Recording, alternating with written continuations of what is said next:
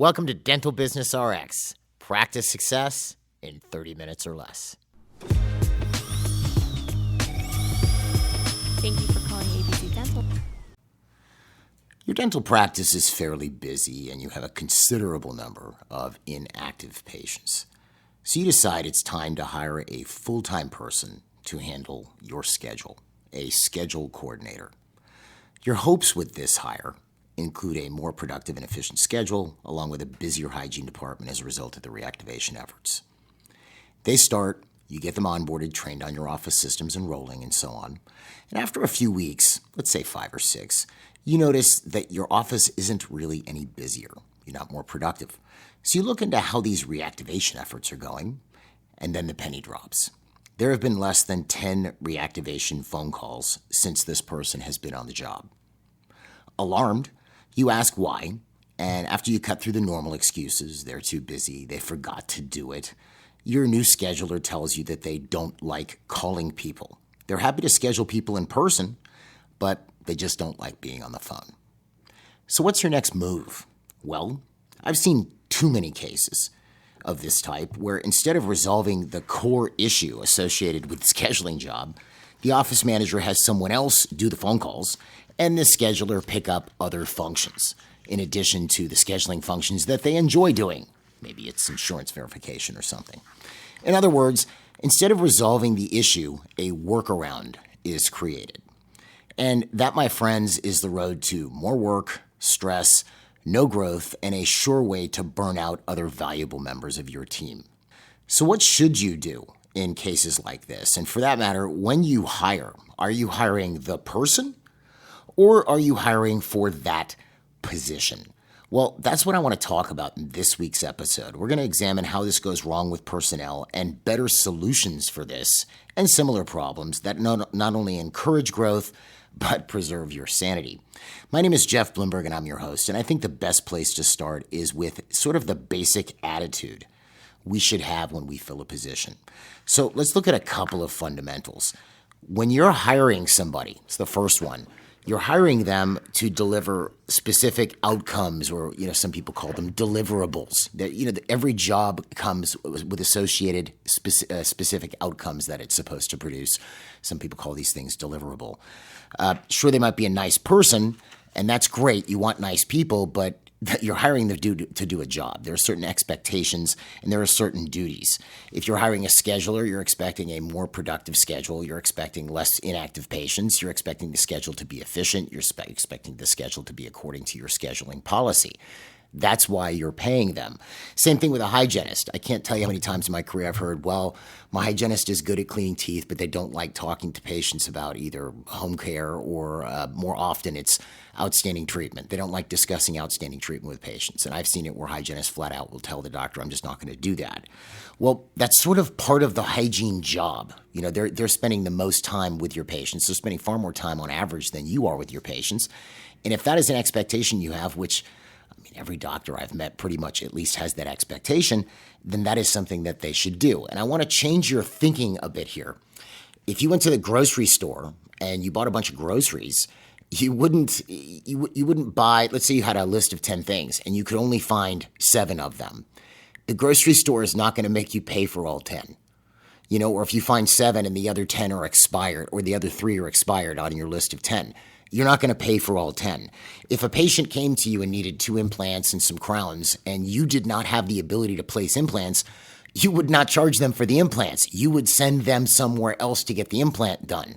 You wouldn't just do a bridge instead because you couldn't do an implant even though you knew they needed one, and that was what you wanted to do. You wanted them to get an implant.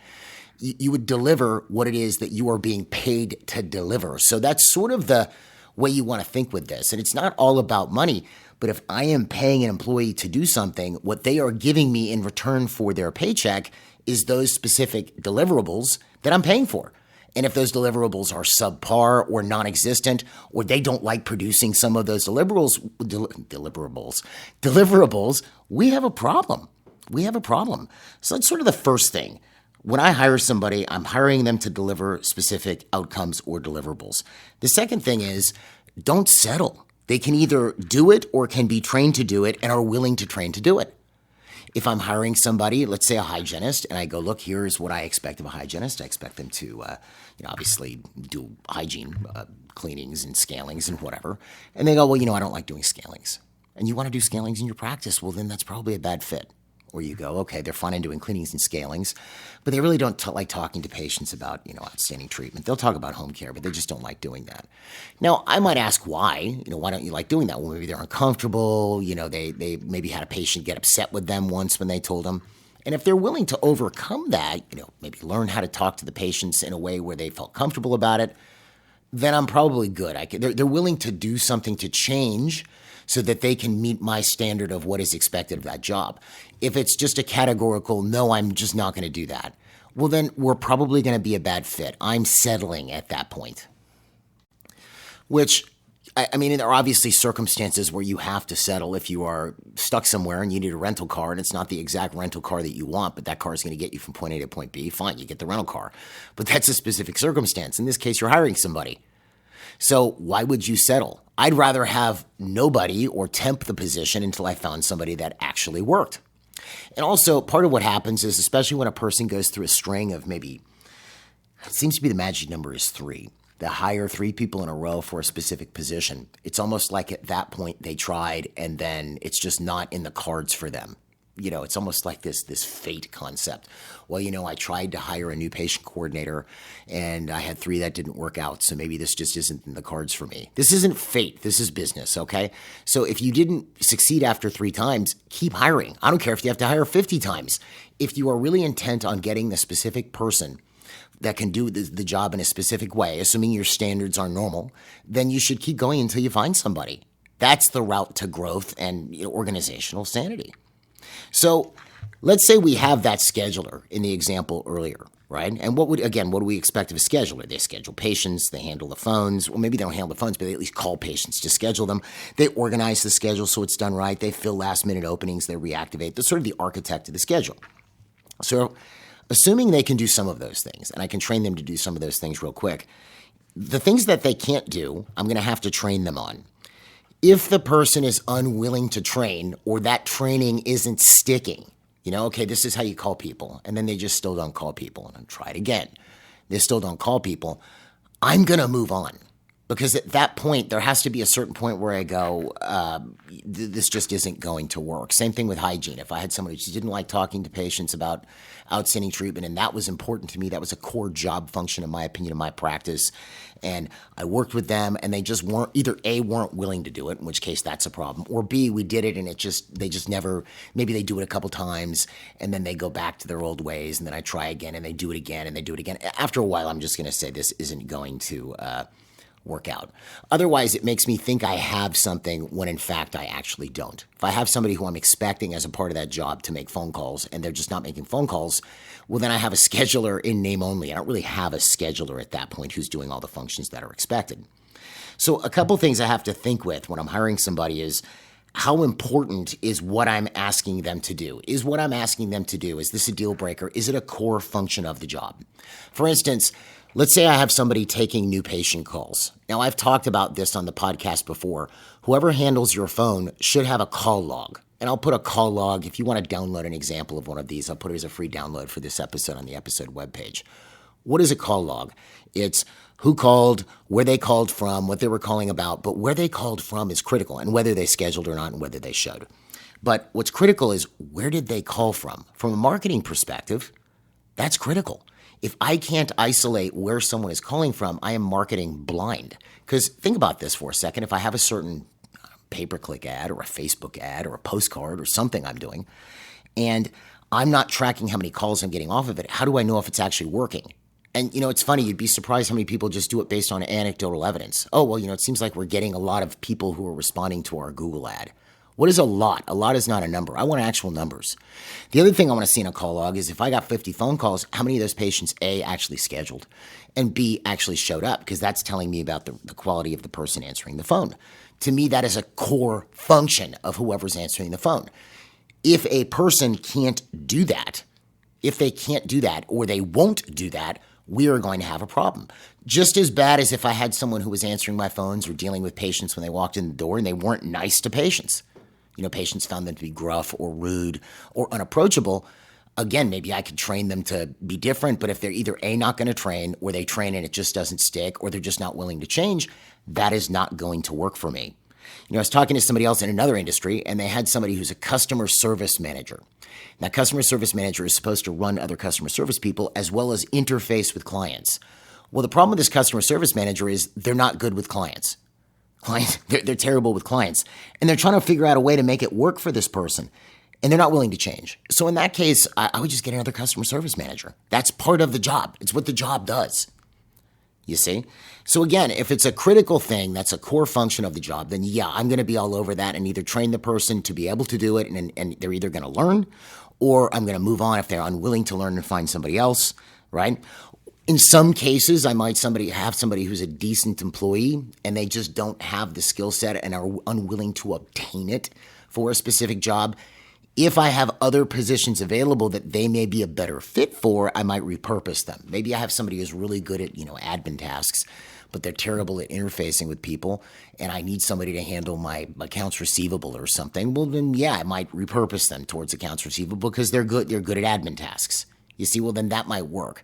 And then I would see, do they flourish on this? I've seen people do this also, and they put them on the admin task, and they also bomb out on that too.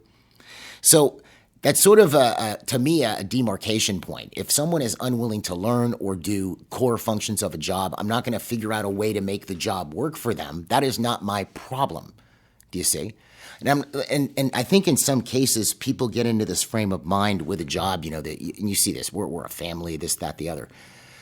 Look, I want to be in great communication with my team. As a matter of fact, I love my team. I would do anything for my team. But part of what makes a team is everybody doing their part. If I hire somebody and they're just not doing anything, I might like them as a person. I might have lunch with them, but they're not a part of my team. Because part of being part of a team, I said part too many times there, is you're doing your functions on the team. Think about that in any team. If you're doing a tug of war, what do you do in a tug of war? You pull. If I have somebody who's just not pulling, well, then they're not part of the team. But if they're pulling, then now they're part of the team. This is different than a family. In a family, I might have a cousin who's just a mess and they're a problem and I'm their family. So that is what it is. But that's not somebody that I've hired to do a specific job. There's a key demarcation point. And I think people confuse this to a degree. So for me, if the person can't or won't learn something, I'm going to have a huge problem because I don't have somebody there doing what I expect. I hired a scheduler and I expect them to handle certain things so that I don't have to. And I really don't have somebody. I have somebody with a title, but they're not doing it. And I'm building on a shaky foundation. And then on top of that, I can't hire somebody else who could do it because I have somebody there already, you see. So it just doesn't work. And then on top of that, and this is what you don't see as an executive, is that non-functioning, non-performing person, you're not seeing the stress this places on the other employees. How it pisses the dental assistant off because they didn't make sure that patient showed up on time. Or how other people who see that this is just going undone because they're good employees are now doing other functions that belong to this non-performing employee. You see? So that just doesn't work. I mean, conversely, if I had somebody who was super productive, fine. I'm willing to be a little bit more forgiving for that. Let's say I have somebody who there's 5 core functions of their job and they're really good at 4 of them. But then one of them they're not good at. Well, I'm a little bit more patient in instances like that. Like if I had a treatment coordinator and they're great at closing and they're great with patients, but they're bad at administration. Well, then I'm going to work with them a little bit on that because they're productive. But then on the flip side, this is where you have to just use your brain a bit here. Let's say I have a treatment coordinator who's really good at admin, but they can't close and patients don't like them. Well, they're good at admin, which is not as important as closing and interfacing with patients, you see. So in my advice here would be simple, and this is a shorter episode, is if you don't settle and you demand in a healthy, positive way and train people to do their jobs, you'll end up with more productive people. You'll end up with stable points in your organization. And more than that, so it's good for you and it's good for the organization, but it's good for the person. I want you to think back to times maybe where you had somebody who was a mentor, but somebody who had your best interests at heart, who was demanding of you. Maybe it was a coach. They didn't not like you. They were demanding. They were unyielding because they knew you could do better. Well, in cases like that, sure, there were times where you probably hated them because they were driving you nuts, But then you look back on the relationship later, you realize that person actually made you grow as a person and a better person because they had your best interest at heart. They also wanted to make sure that you were contributive to the team.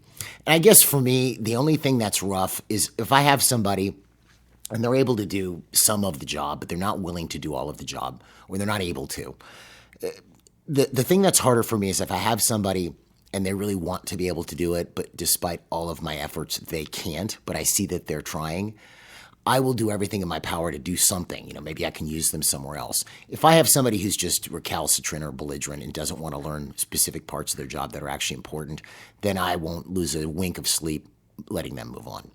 The only thing that I guess, if you ever look at something that's sort of upsetting, is if you have somebody who really tries and they just don't have it. It's just not in them. It's just a bad fit for them. That's a bit more of a bummer because the person really wants to make it go. And I try in those cases to see, is there somewhere else I can, or something else I can have them do. But somebody who just doesn't care, I'm just going to move on in those cases.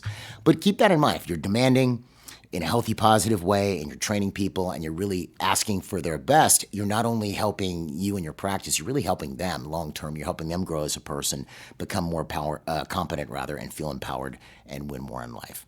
Anyway, shorter episode this week. It's just something I've seen as sort of a repeating pattern where someone ends up with a team member that they think isn't a good fit, and then you find out that they actually didn't really demand that the person, in a healthy way, do the various functions of their job or didn't train them for it. Or they're holding on to somebody who just doesn't care and doesn't want to learn. Either way, it doesn't work because you need somebody who fills out all the functions of the job. Anyway, again, hope this helps. I've got that link to the call log on the episode webpage. If you'd like to find out more about MGE, you can call us at 800-640-1140 or find us online at mgonline.com. Folks, have a great week, and we'll see you at the next episode.